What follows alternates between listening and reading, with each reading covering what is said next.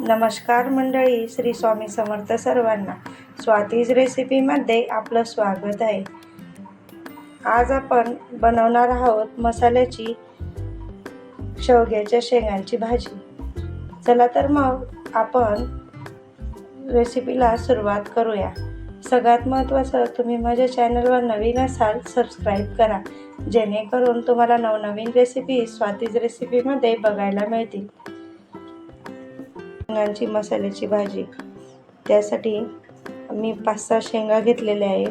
आता याची साल काढून घेते. साल जास्त याची काढायची नाही आहे. जास्त साल जर काढली तर या खूप शिजतात आणि शक्यतो शेंगा ह्या जास्त निब्बर घ्यायच्या नाही आहे, जेणेकरून त्याच्यातल्या त्या बिया असतात त्या फार निब्बर लागतात आणि जास्त बारीकी घ्यायच्या नाही आहे. चला मग आपण सुरुवात करूया.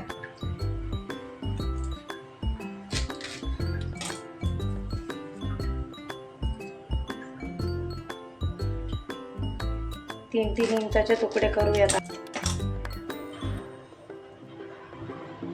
एवढी साल काढायची याची.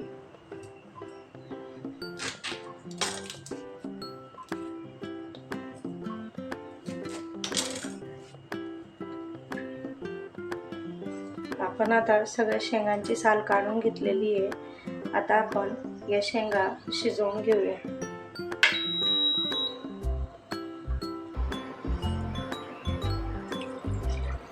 कढईमध्ये पाणी गरम करायला ठेवते.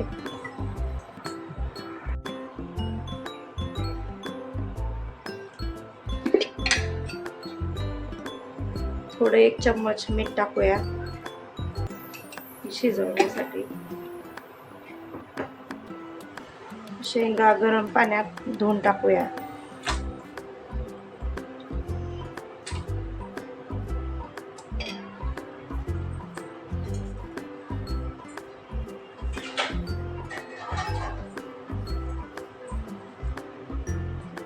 झाकण ठेवून शेंगा शिजू देऊ. तोपर्यंत आपण मसाल्याची तयारी करूया.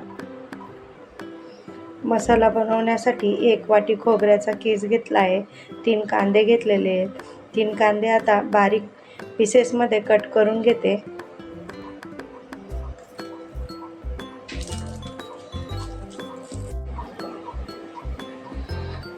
आता खोबरं आणि कांदे भाजून घेते अगोदर. कांदे हे बारीक पीसेसमध्ये कट केलेले आहेत.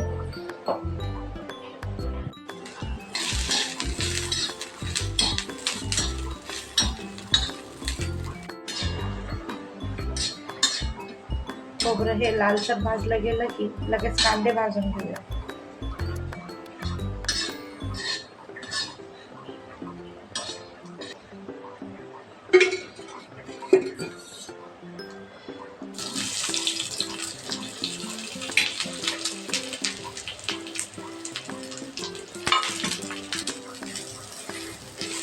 कांदे लालसर कलर येऊस्तर आपण भाजून घेऊया.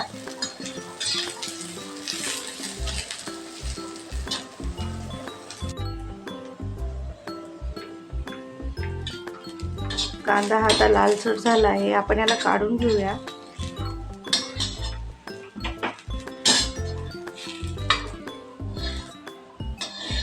कांदा, लसूण, खोबरं आणि 5-6 लसणाच्या पाकळ्या, अद्रक, आता हे मिक्सरमधनं बारीक करून घेऊया.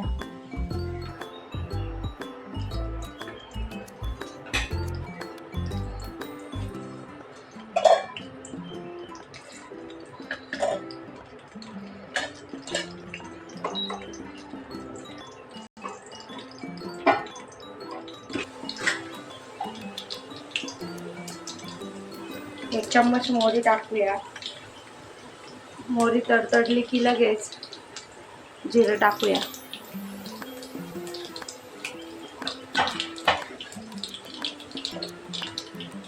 मसाला कांदा, लसूण, खोबरं, अद्रकचा.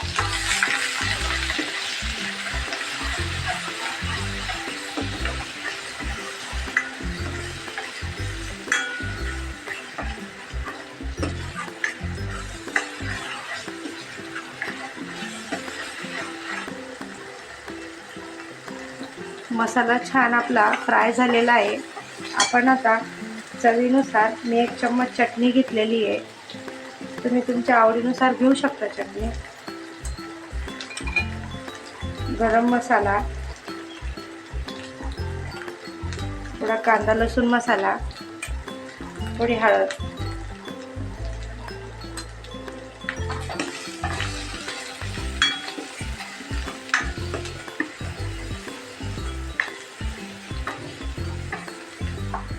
आता ह्या मसाल्यामध्ये आपण शेवगा शिजवलेल्या होत्या, शेवगाच्या शेंगा आपण ते टाकूया.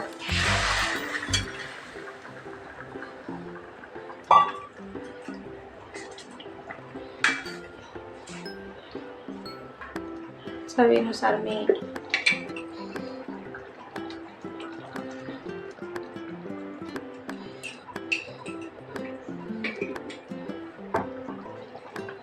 मीठ हे थोड्याच प्रमाणात टाकायचं आहे, कारण आपण शेवगा शिजवण्याच्या वेळेस पण टाकलं होतं.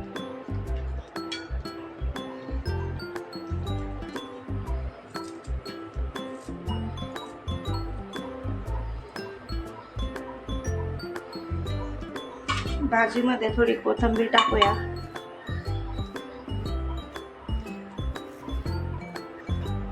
थोडा वेळ भाजी शिजू देऊया.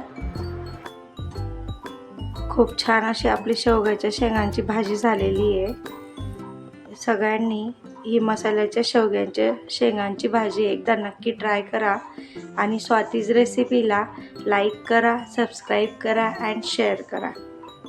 स्वस्त राहा, मस्त राहा आणि खात राहा.